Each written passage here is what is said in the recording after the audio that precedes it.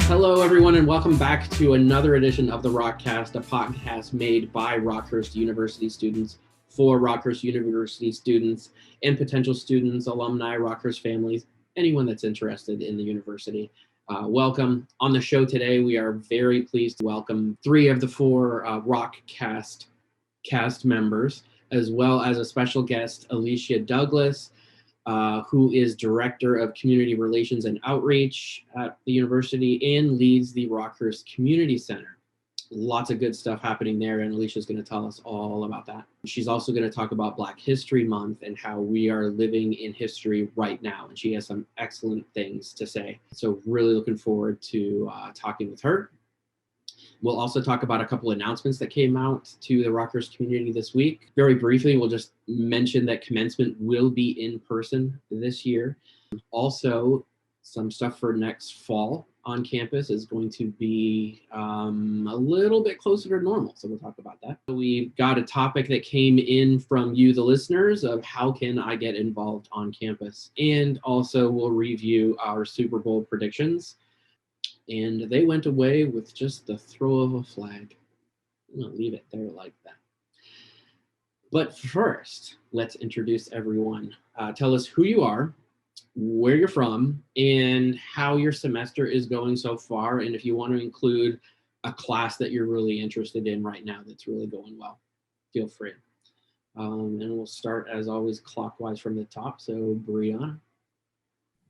Hello, everyone. My name is Bree. I'm from St. Louis, Missouri, currently a sophomore here on campus. And I would say that the most interesting course that I have right now will probably be Global Perspectives of Disability.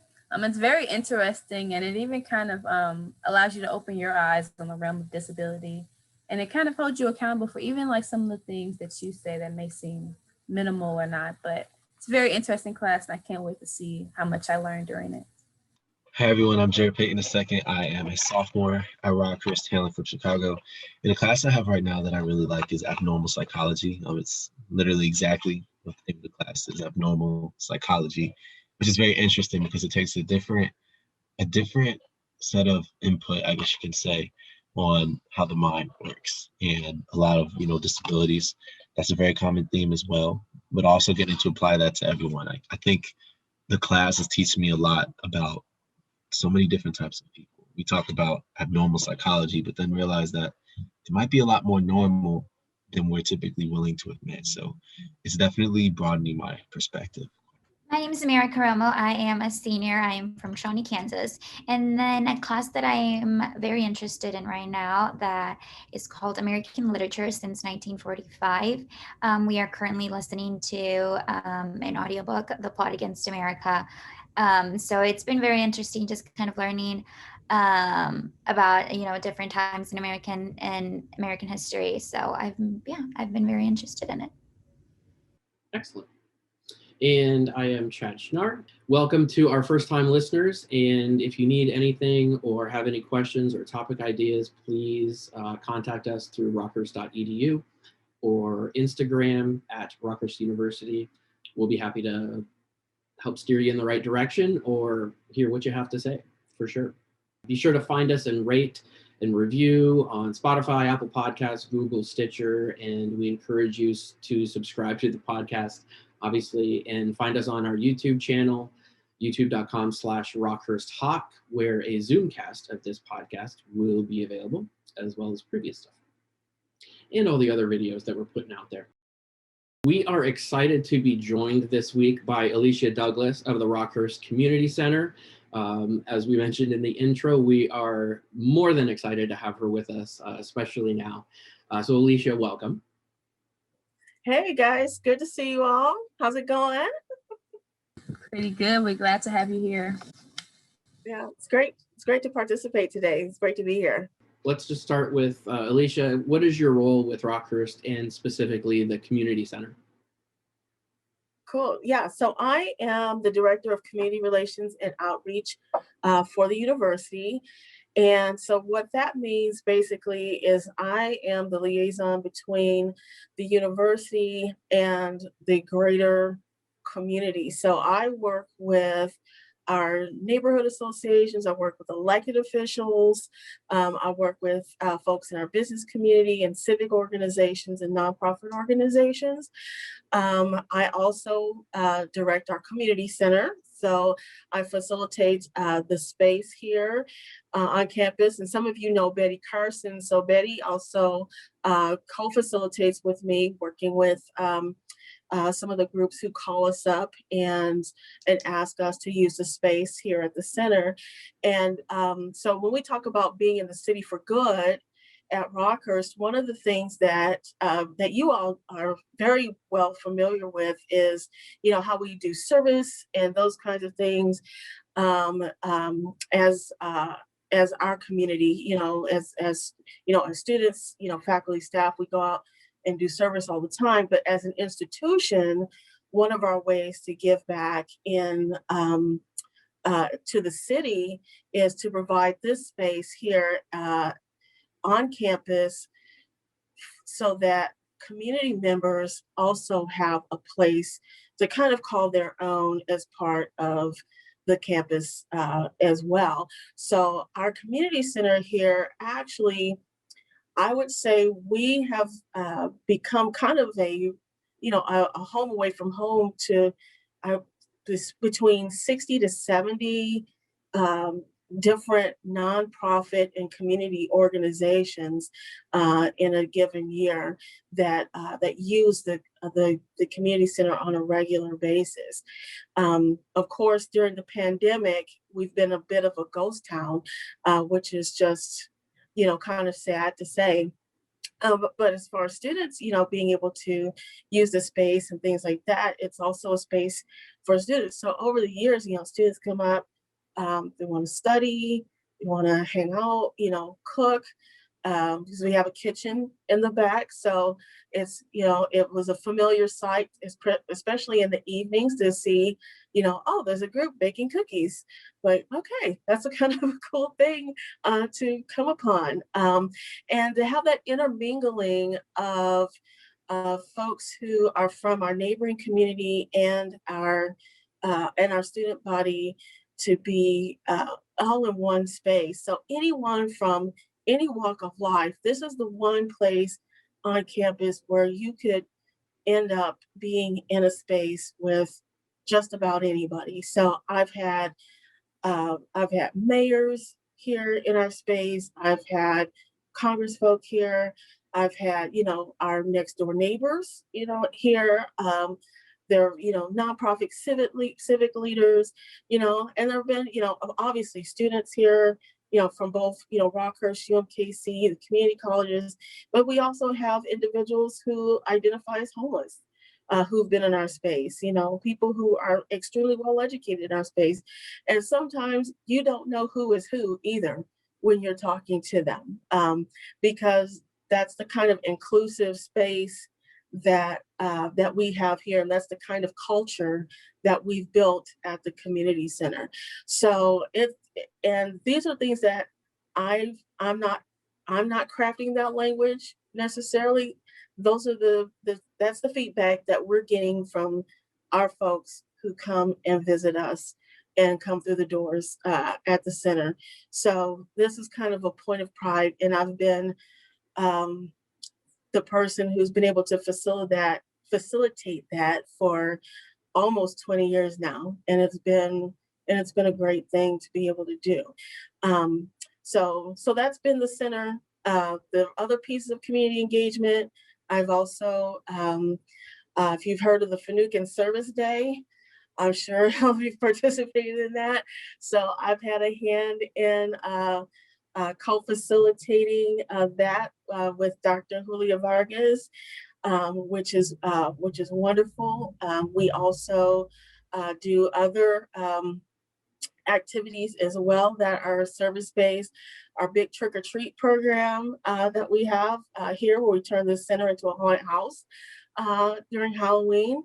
So that's also something fun that we've done. So there have been a number of things here, where we connect with community, talk again, being in the city for good, being for and with that with peace is huge for us. And getting to know people in the community has been extremely, extremely huge part of what I do. And learning that, the core values at Rockhurst, particularly care personalis, care of the whole person. Anyone who's been a part of our community here at the university knows that, care of the whole person is probably number one on that list, because we care about each other. We're taking care of each other. But what I've learned working with, our neighbors is that that's pretty big on their list too. Because as I work with our neighborhood associations and our neighborhood coalition, because we actually, Rockhurst is in a coalition area, they really do take the time to care, and they want to know, what's going on at Rockhurst. Are you guys okay? Are things okay at the university? Are students okay? So they're looking out for students, particularly those who live in the neighborhood, and it's coming from a good place where they want to make sure that, that students are being safe, that students, are taken care of, or if they know that somebody is, not that great of a landlord, hey, you better, you better be paying attention to that kind of thing, and really looking out for them, and making sure that, Rockhurst administration knows about those kinds of things as well. And that includes even working with our security team, that includes working with student life, and all of those types of things. And so we even created a neighborhood council that works with neighborhood leaders to talk about all those different kinds of things. And that stemmed from some of that. And like I said, we hope that students, get the chance to get out there and get to know different neighbors. You never know who you're going to meet along the way. And, one of the folks that I think about is who lives basically across the street from Corcoran, is a lady who basically moved into her house when she was 5 years old. So around 1915, she's still alive. And so she was here when Rockhurst was basically being built. And so could you imagine the stories that she has to tell about, when Rockhurst was basically when Cedric was on a dirt road. True, it was a dirt road, and then like everything that got built up all around, and other people who've been around here, and they decided that this is where they want to be, and this is where their families, they raise their families here and their grandchildren, and some of them went to school here, or some of their children or grandchildren have gone to school here, and so they, have become a part of the Rockhurst story as well. So it's not just, like, oh, there are those people out there. They're, we're all part of this same community. We're in this symbiotic community together. And it's actually this really beautiful thing. So I've gotten to be part of that. And you're all part of it too. So in your own way. And it's actually really cool. So that's what I get to do. I truly thank you, Alicia, for coming here on today. And it really shows how much you're passionate about what you do. And we definitely applaud you for your continuous work at Rockhurst. So thank you so much. So I just want to know, as students, like, how can we really just fully immerse ourselves in the community? And what kind of things do you want us to get involved in when it comes to the community center? Well, I think there are several different ways that students can get involved. And I'd say number one is, I'll start with the easy stuff first. So first is for students who haven't figured out how to participate in service, you can go to Engage Rockhurst. So it's on the single sign-on. If you see the little Engage button, click on that and you can find like all different kinds of community service opportunities. And you can even like pick through things that you care about, things that if you care about food justice, if you care about housing, if you care about economic development, there's so many different things on there. If you like children and you want to be part of a reading program, you can do all of those different kinds of things. So we have a ton of activities on there. So I'd say you could start there. So you don't have to jump into the deep end right away. Some other things that you can do too, I think, is also actually being active in, if you are someone who lives off campus in particular, find out what's going on in your area, find out what's going on in your neighborhood. There are different ways to do that. So you could check to see, like, if there's a neighborhood association. A neighborhood association is different from a homeowners association. So a neighborhood association is a volunteer organization. It's completely voluntary. Homeowners association is, something you pay into, if a group of homeowners, they pay into that deal. But a neighborhood association, they'll host meetings, but usually they'll have different things that you can do to help out, because they've identified certain issues and things like that. And a lot of it is really about, they want to get to know you and build relationships with you, and particularly students, because sometimes they don't have younger people who are participating with them. And so they might not actually know or have a full understanding of the kinds of things that are really affecting you, and so our younger people. So it's actually helpful if you do participate and share with them.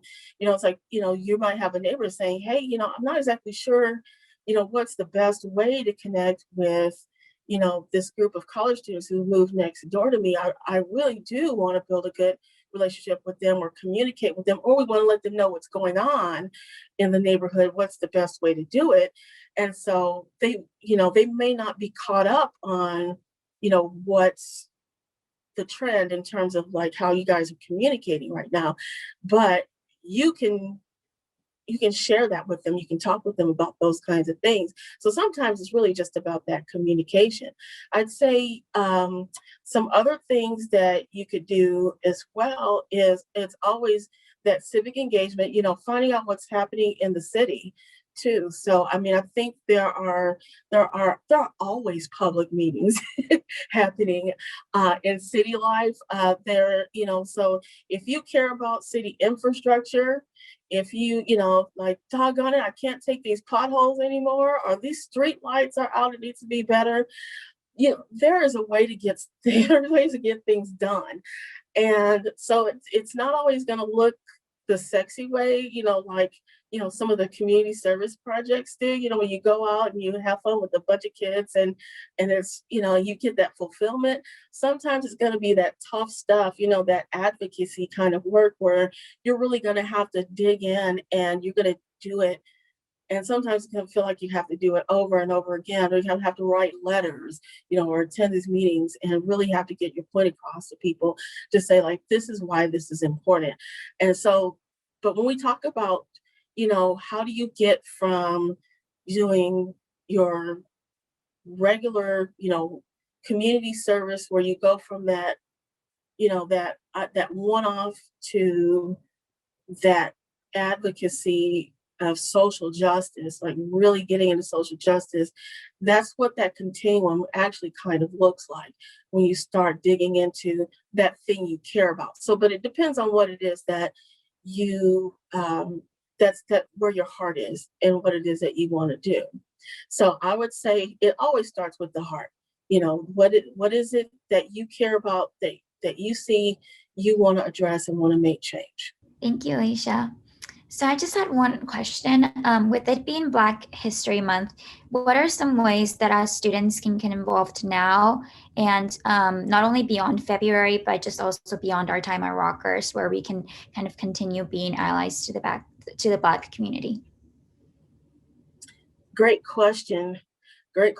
So I think, first, for me, I think Black History Month is extremely important. Number one, because Black history it's in the present. It's in the present, like it's happening at this moment in time. It's, because history, we're making it at right now. So if you ever go back and you look at, all the old pictures, of the famous historical moments, and you see all the different people there, from the very famous, folks there to, all the other sea of faces that's there, they're all part of the historical moment. And that's a recorded history moment. You actually are making a recorded history moment as we speak. You're doing that right now. So I think it's really important to be attentive to how we're living right now, how we are treating one another, how we are dealing with equity and justice issues right now, and how we are taking, how we're taking other people along with us on that journey, and really living in that space of caring for one another when we do that. And I'm going to get to this, get to the heart of this question for real here in just a moment, because when we talk about the historical elements of it, the reason why we have to talk about the history is because, at least when I was growing up, we talked about a couple of things over the years. You learned about Martin Luther King, which was wonderful, and you learned about slavery, and that was just about it. We might have learned about a couple of other things along the way, unless, I got lucky where I had a Black history class, or not. Yeah, it was an African American history class in high school.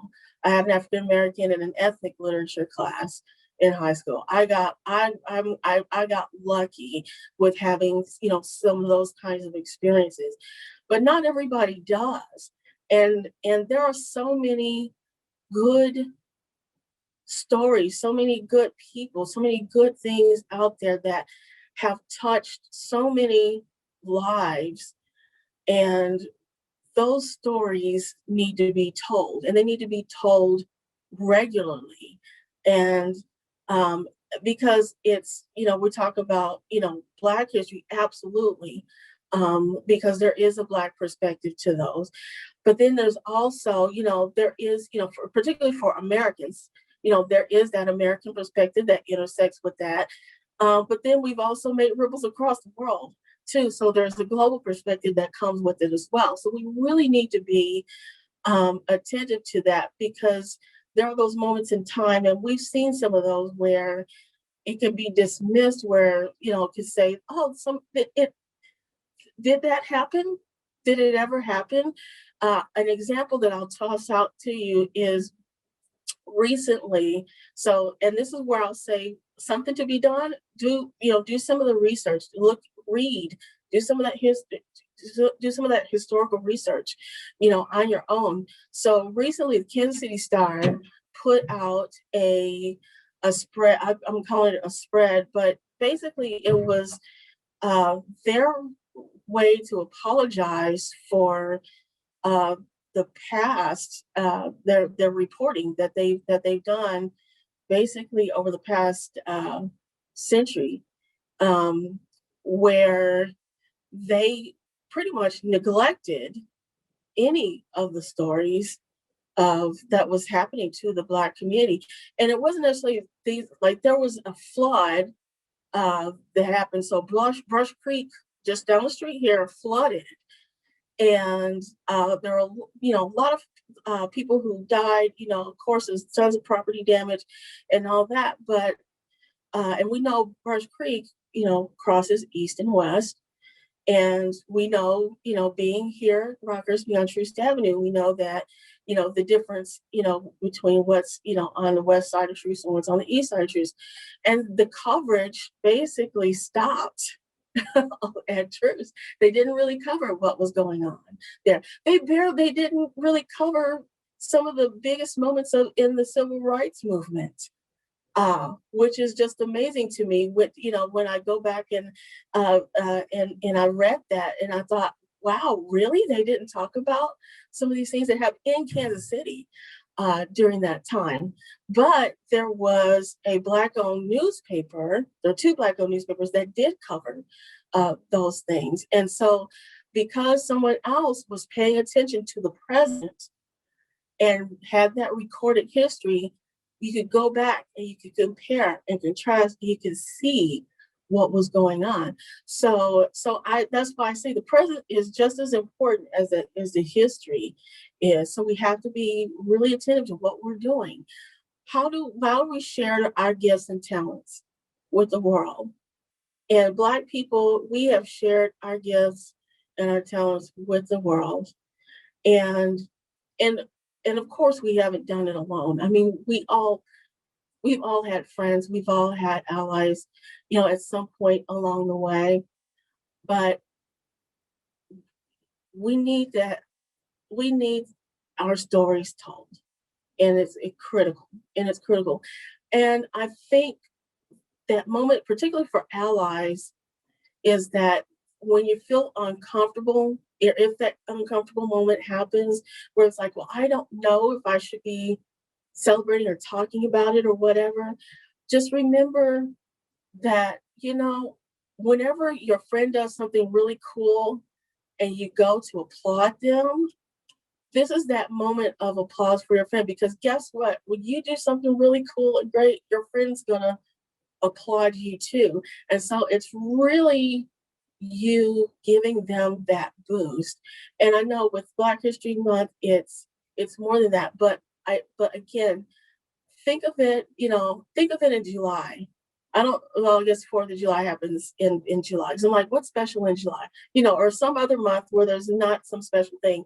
But so think about it in some other point in time and do the same thing then for them, and it will be extremely meaningful to them. If you're reaching out to them and you're thinking about them, or you're thinking like, wow, this was a fantastic thing that I thought about or I read about, and it's not February, you're in the middle of May, and it's like, wow, I learned, about, Vivian Thomas and his contributions to cardiac surgery. There you go. That's my 2 cents.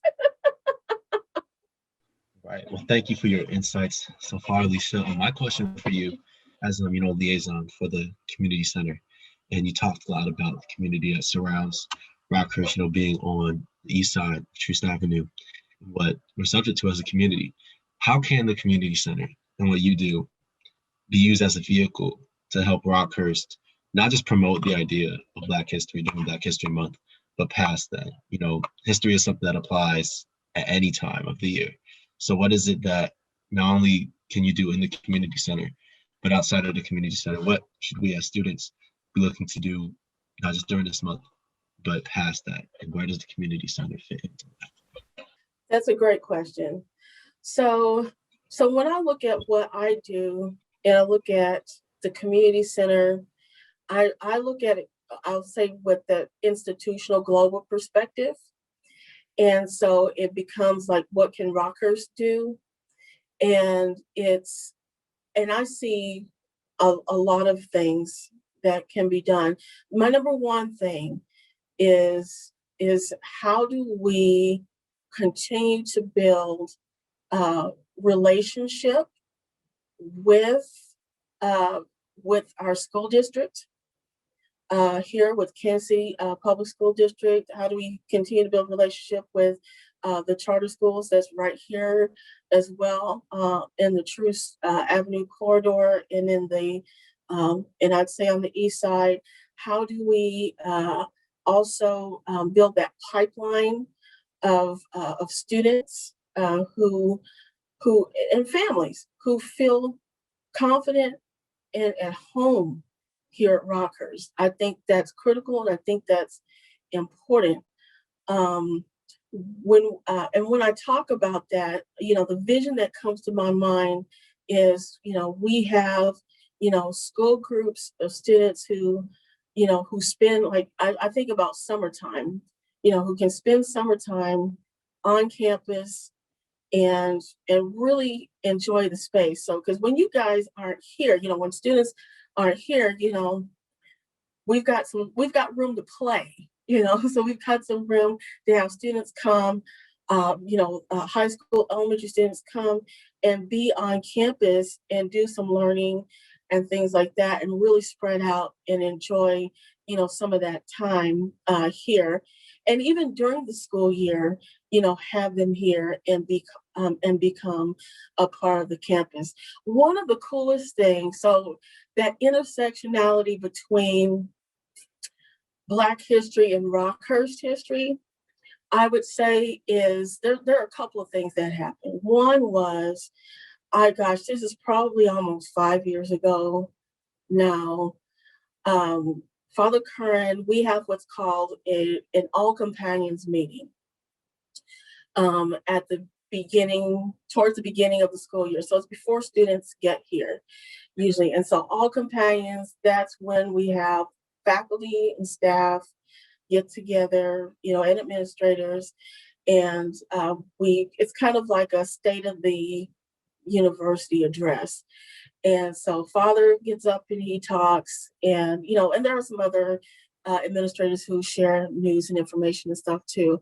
But this particular year, he gets up and he sets the tone for inclusivity at Rockhurst, the future of inclusivity, and that we will, that we're going to have a chief inclusion officer, that's the goal, that we're going to do that. And we've got that. We have that now.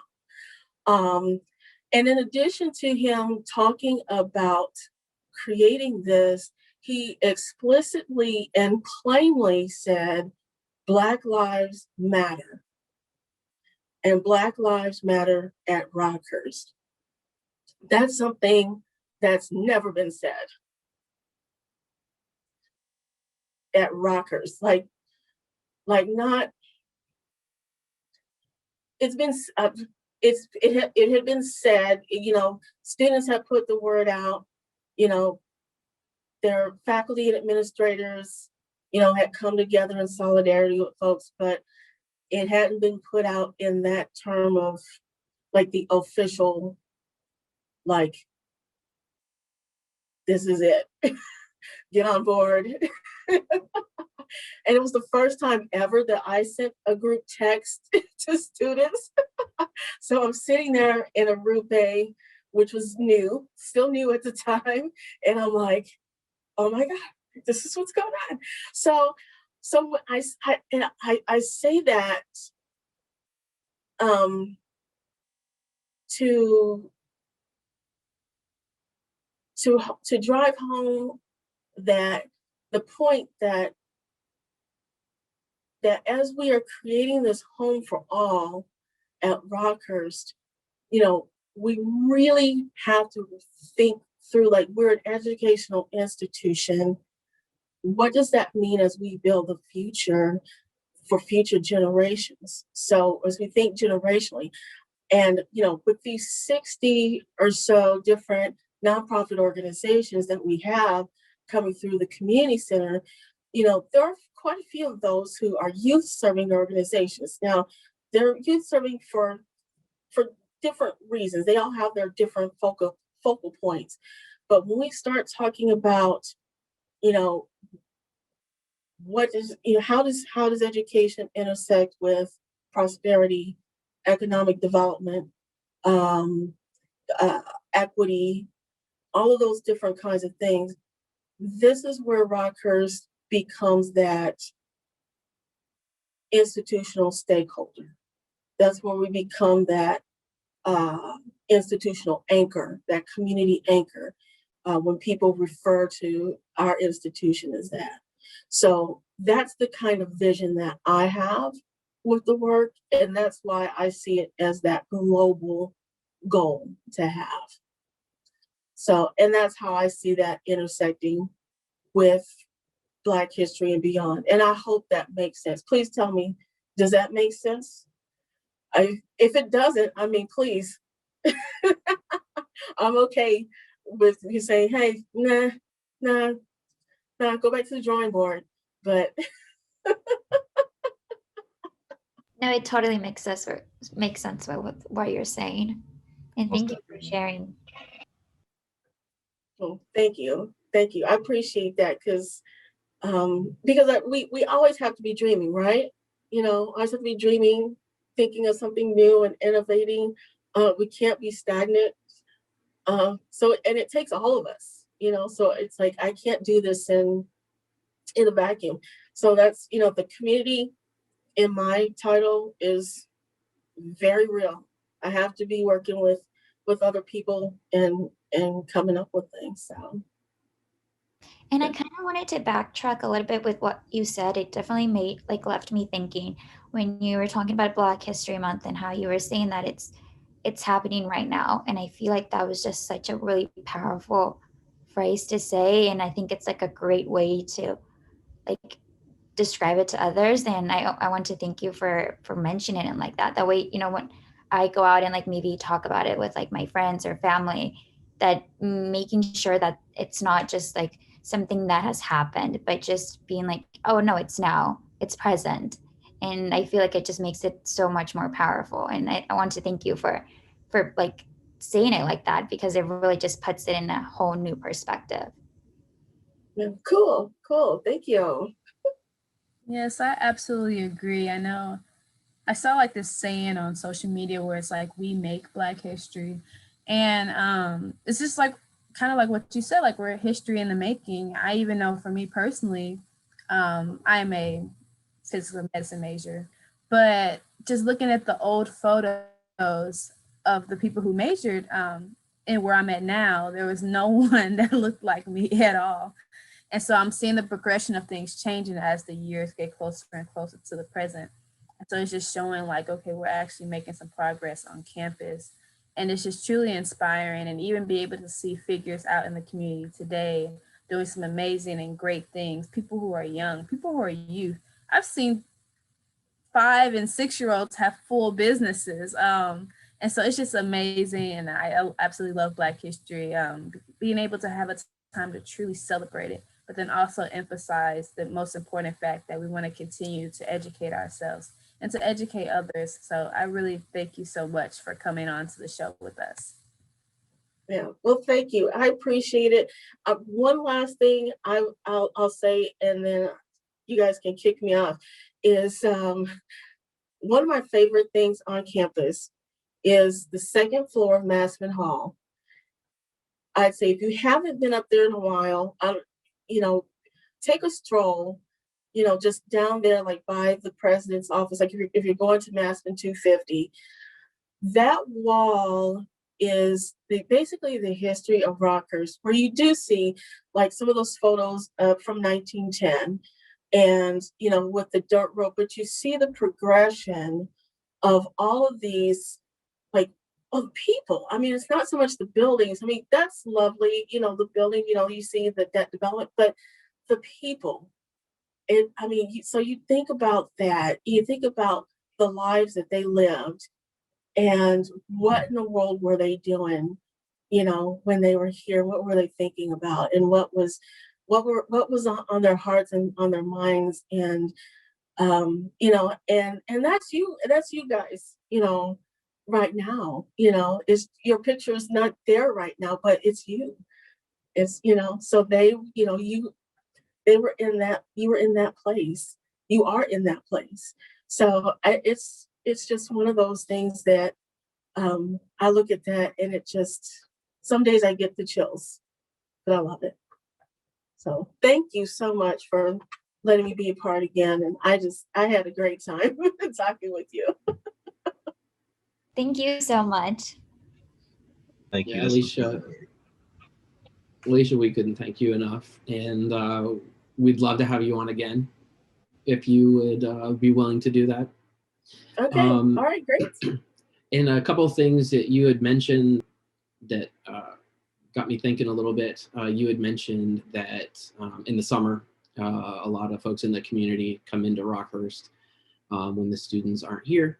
And there's that new garden that's being put together, orchard planted over by the library that's going to be for the community to come in as a place of reflection where everyone is welcome there, kind of symbolic, but also a practical place to meet. And you mentioned the Chief Inclusion Officer, Leslie Doyle. Dr. Doyle will be on this podcast next time we record on the 26th. So it's on the Outlook calendar, so that makes it in stone. So, but again, Alicia, thank you so much for joining us.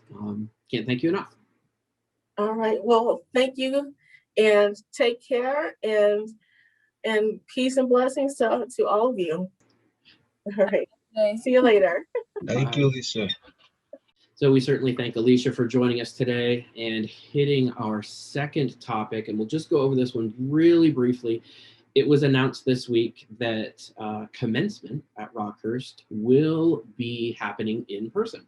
Actually going to change days. It's going to be 1 p.m. Friday, May 21st. It was previously on May 15th at Children's Mercy Park in KCK, Kansas City, Kansas, the outdoor soccer stadium where Sporting KC plays.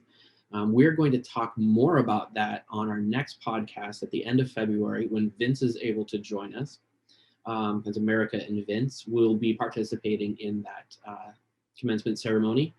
Vince today, kind of exciting actually, he has a interview with a hospital in their ICU department, and he was really looking forward to this opportunity. So we wish him the absolute best of luck in that interview.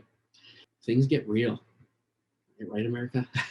When you're graduating, just Yes, here we go. Things are getting super different, getting ready for the real world, but excited. Yep, indeed. All right, so next topic, fall 2021. And America and Vince, you will no longer be on campus, which is kind of sad.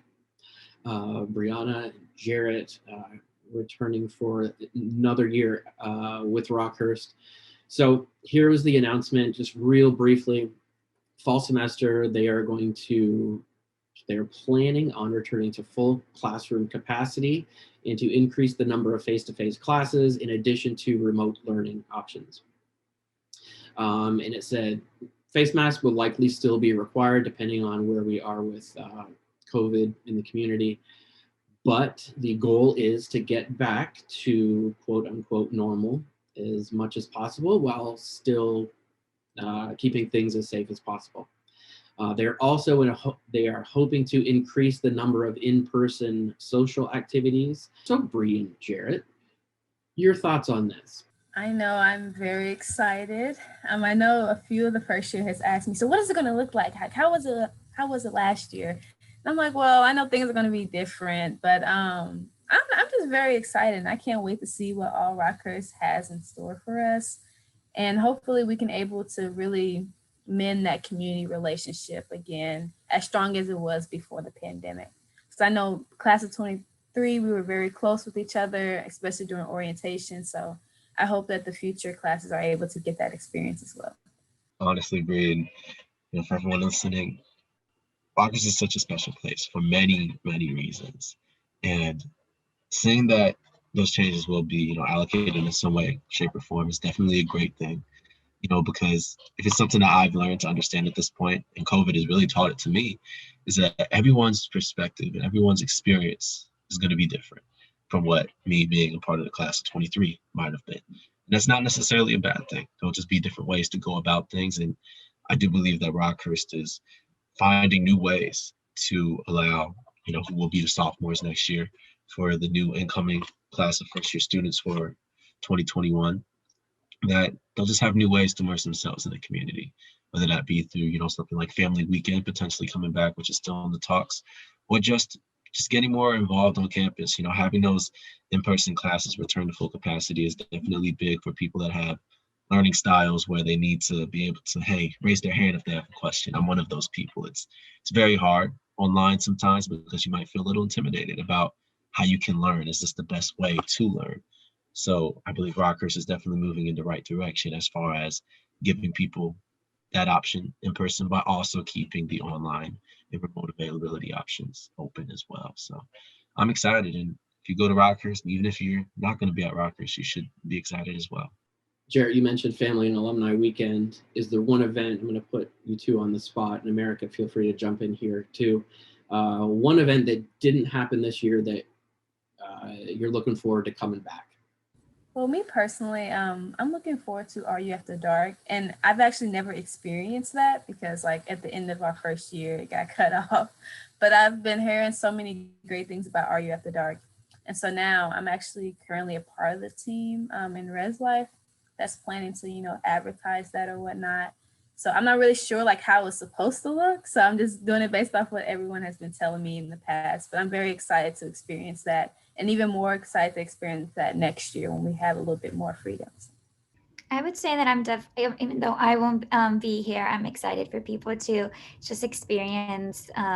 We've talked about it before, Rockstock at the concert at the end of the year. I feel like that's always such a great time. And then also for those involved in fraternity or sorority life, being able to kind of go through that recruitment process in person. And of course, Greek Week. Those are always really fun weeks overall. So I'm excited that, hopefully next year, the people that are involved are able to go through that in person and just really get to have the full experience. Yeah, I mean, the message is pretty consistent. It's going to be great for people to have that experience, regardless of in what way. But for me, I think something that I've definitely missed when being at home is, so me and one of my best friends at Rockhurst, we would go crazy at the basketball games, just go absolutely nuts. And I miss that. I really miss that a lot. Just the idea of, I love Rockhurst main gym a lot. I love the convo, but with it being so small and just the capacity, it's like you can hear everything in there. We could talk very quietly, and the other team's bench could be on the other side, and they heard everything we were saying, which could be a bad thing sometimes, but it was fun. I feel like that's such an important part of CODS is just, immersing with, the sports and the activities and the other things that go on besides just getting involved in clubs and getting to meet new people and just getting to experience different things. That's something I definitely miss.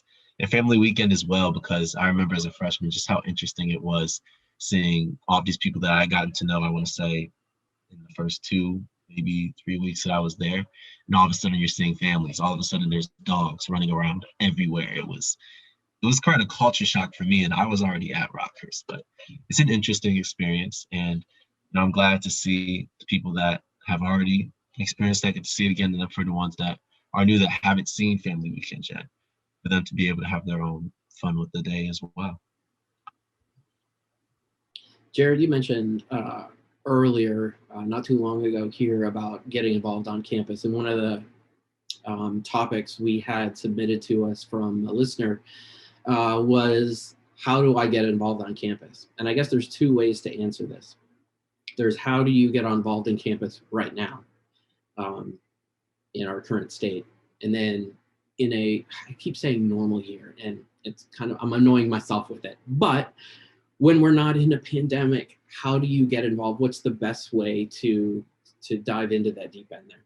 I would say the best way to get involved, and for me, I definitely was looking to get involved before I got to Rockhurst. That's just something I did in high school, and I wanted to see, okay, what vehicles can I use to help make change in whatever way possible, But definitely, this is where, it kind of can come for your own benefit, just making sure that you can find ways to be friends with different types of people, because there were interests that I ended up developing that I don't really think I knew that I had at that point when I first got to Rockhurst.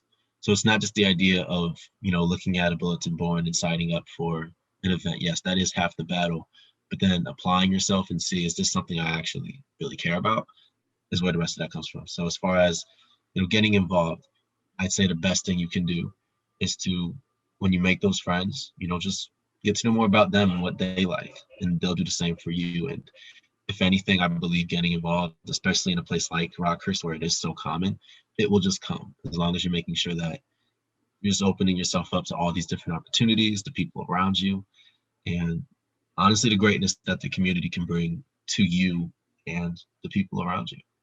I absolutely agree. And even if you're trying to get into a specific specific organization, if you know anyone in that organization, I'm pretty sure they'll be able to add you to the group me, to the emailing list. And let's say you don't know how to reach out to that person.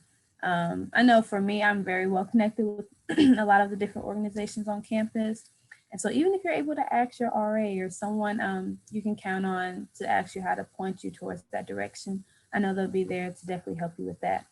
And I've also noticed over this past year that the more you get yourself involved, you'll find yourself being recommended for things by other people, by faculty, by staff. I know that's kind of like the position that I'm in, where I don't necessarily hear about every opportunity, but I get recommended for those opportunities because of what I'm doing now.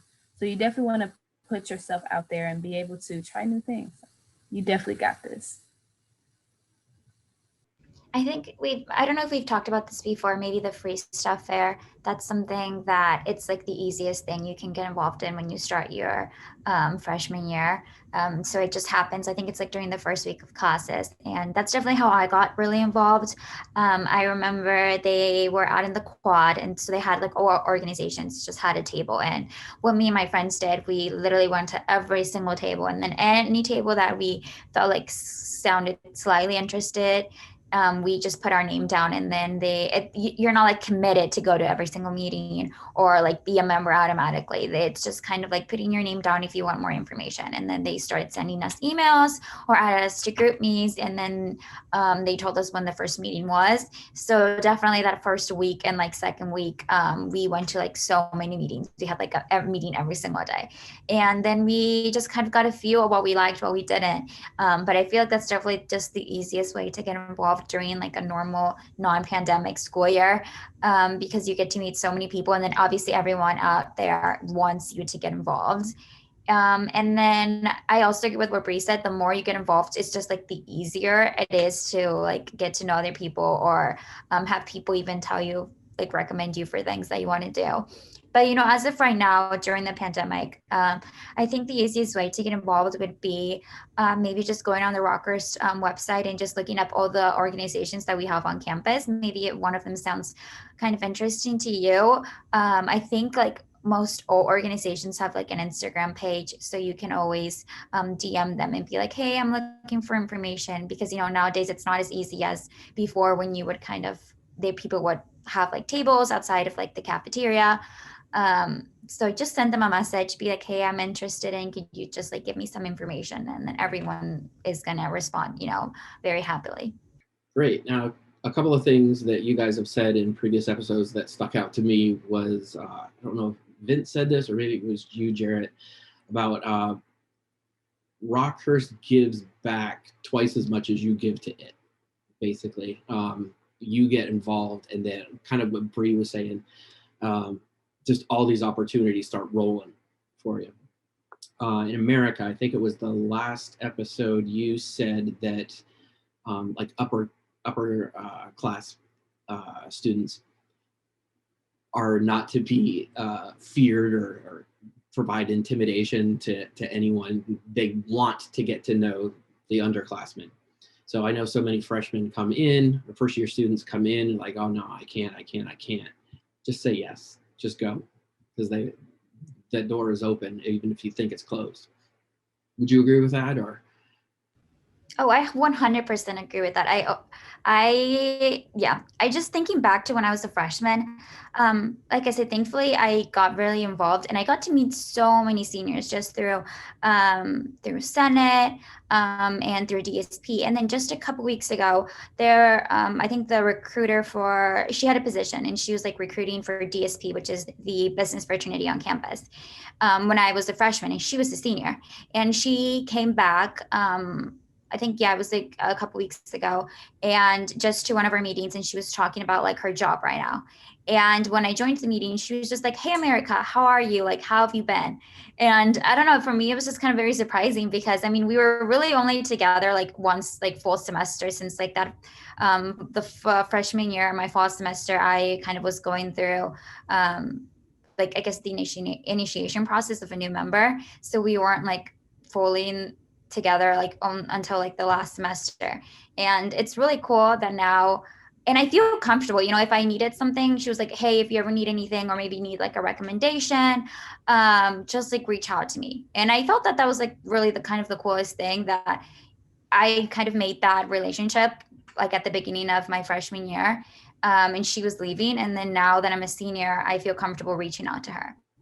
And then to so many other people. And and it's just, so I always say it, if you're a freshman and you just have that opportunity, or a sophomore, to kind of talk to those upperclassmen, they really do want to get to know you. And then now that I am a senior, I really do want to get to know like the freshmen, because I just realized how much of an impact it was that I had that opportunity and kind of got to know what they're doing. And now just seeing what those seniors are doing, you know, some of them are like about to graduate from law school. And it's just very cool that I have those connections with them, and that I can reach out to them if I need anything. And I feel like that kind of, when we always talk about the Rockhurst community, that's really what it is. It's just being able to reach out to someone just because you went to Rockhurst, and they would happily help you and anything. Be like, hey, could you tell me about your job?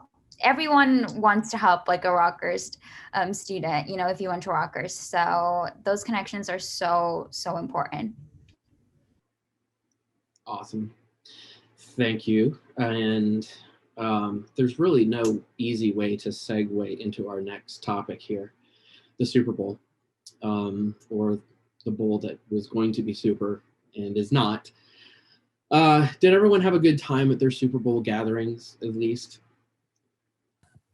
Can we go with that? Yeah, it's nice. All right. Jared, you were breaking down the game for us last time we recorded.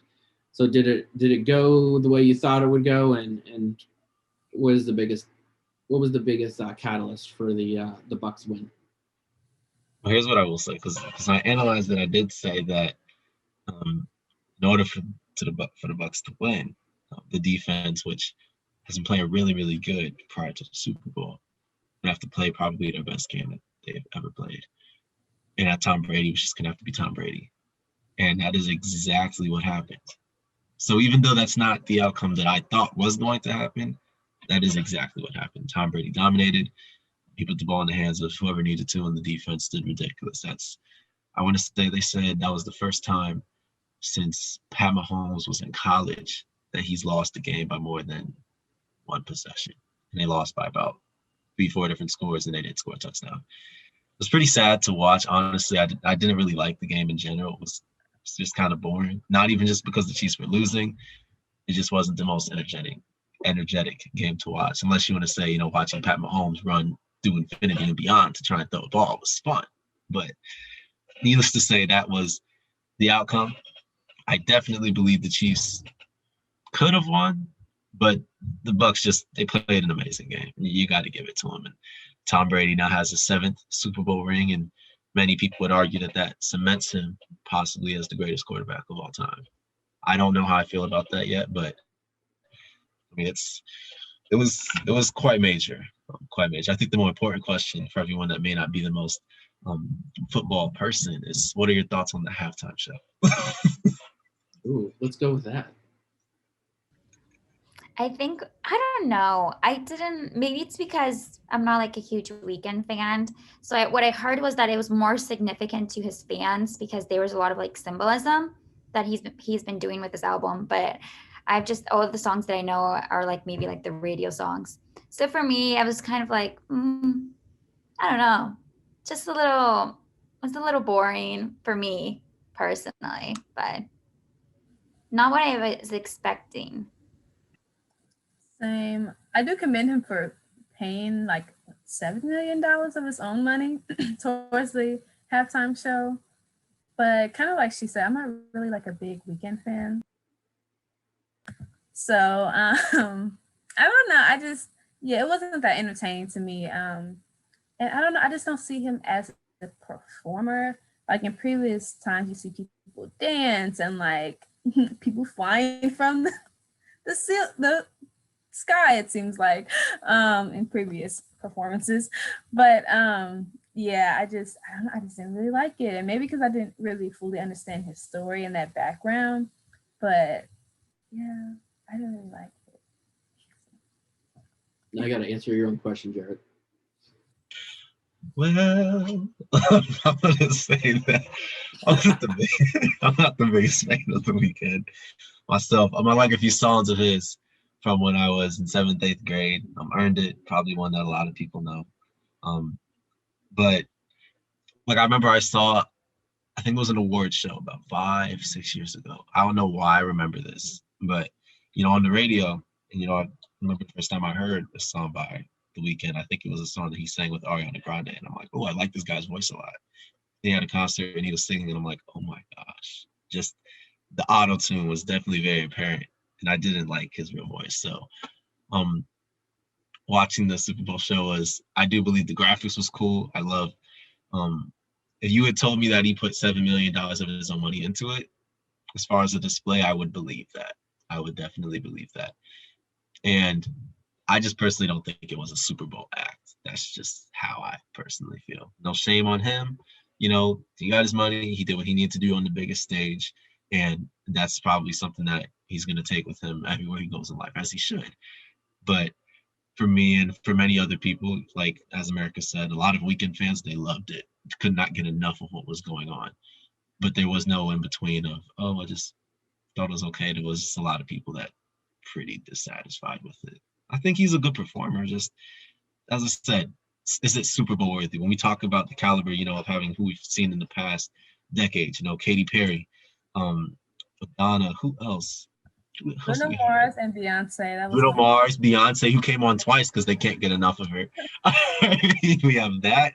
You had Justin Timberlake was all right, but I'm a big Justin Timberlake fan, so I liked his performance. And just there's a lot of other options that typically we've had. So The Weeknd, long term, it's not going to fit into that. This will be the one where they're going to be like, okay, not only is it the one where the Chiefs got obliterated, but what was that halftime show? That's how I see it. Any thoughts on the game, Bree or America? Or will they be back? Will the Chiefs be back? It's one of the things where it's like you win some, you lose some, but at the same time, I was really hoping it would be a close game because, at least that's what makes it interesting. It's just really, sad. I'm like, man. I know my friends, it was, the fourth quarter because we watched it beginning to end. They're like, can they just at least score one more time to get in, the double digits at least? But I don't know. I think I do think that injury set him back a little bit because he was kind of limping a little bit on the field. And then also, he really had to work overtime going against Tom Brady. So I don't know. I think once they go back to the drawing board and get some things down, I think they'll definitely be able to at least go to the Super Bowl next year. So we'll see. Yeah, I don't know much about football, like I said last time. So I kind of left midway. I was just like, okay, I need things to do. And I would come back because I was like, I don't know what's going on and they're losing. But I think they will be back, hopefully. Maybe once Tom Brady retires. Who knows when? I don't know if you saw, but he was throwing the Super Bowl trophy between boats in the parade, the boat parade. Did you see that? That's what you can do when you have 7 of those trophies. You can throw however many you want. Facts. I was like, oh my God, please don't drop it. It was going to hit the dude in the head. Just the way he threw it. Tom had a good time that day. If you saw the other footage of him. At any rate. Well, we had a good time today. Not like Tom had, but we had a good time. We thank Alicia for joining us, of course. We again wish Vince good luck with his interview. For those of you listening, find us again on Apple Podcasts, Google Podcasts, Spotify, anywhere you get it. Tell your friends about it. If you have any guest ideas or topic ideas, questions, anything, please let us know. So for Brianna and Jarrett and America, this is Chad Schnarr. Thank you so much for listening and have a great weekend, everybody.